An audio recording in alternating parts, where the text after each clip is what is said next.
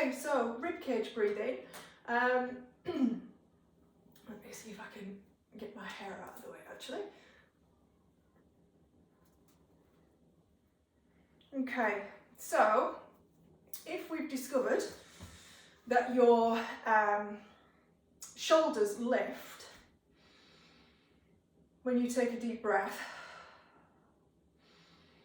that you get this lifting of the chest, then what we're trying to achieve is dropping that breath further down and into the rib cage. So if you can see here, I've got a band wrapped around the middle. You can use a pair of tights, old tights, new tights, whichever.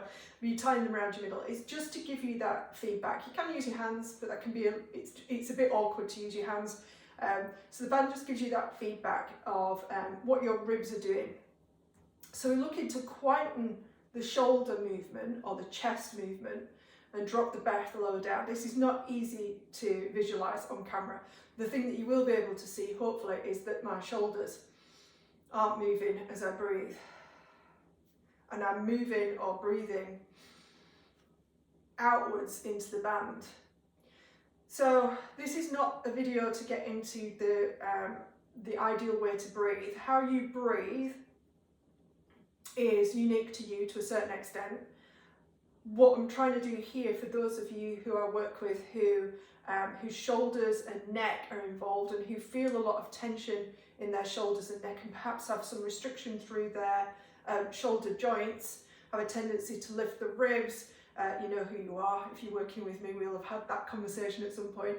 If you're somebody who, you're the other way, and you know who you are if I work with you, and you are somebody who has a tendency to drop their ribs, in other words, you've got more of a forward posture, then you'll find that you are more of a belly breather. So those of us that have got ribs up here tend to breathe more up here, and those of us who've got ribs down here tend to breathe more down here. So we're actually looking, for the most part, for a little bit more balance, and that comes from getting the ribs involved. It's got lots of little muscles in between each of the ribs. By breathing against a little bit of resistance, you start to work those, but you're also dropping the breath either further down if you're an up here breather, or bringing it slightly further up and balancing things out. If you do have a pelvic floor issue, then the breathing becomes even more relevant, and I'll do some videos that are actually related to that specifically, rather than here. What we're trying to do is just get the ribs to expand. So rather than waffling, when you take a breath in, your ribs should expand outwards 360 degrees. You want to feel the back moving as well as the front ones, and then release into the band and release. And I'm using my hands just to give you an idea of what's happening. So ribs expand, and then you can play with it. You can play with practicing or trying to breathe just into one side. So can you get just one side of your ribcage to expand and release, and then the other side, just one side, and it just gives your brain something else to think about. It gives you a different way of breathing. And you might find, if you can notice, that you've got one side that moves easier than the other, and it's just noticing it is what it is, and then go back to breathing all the way around. And like I say, we're just trying to quieten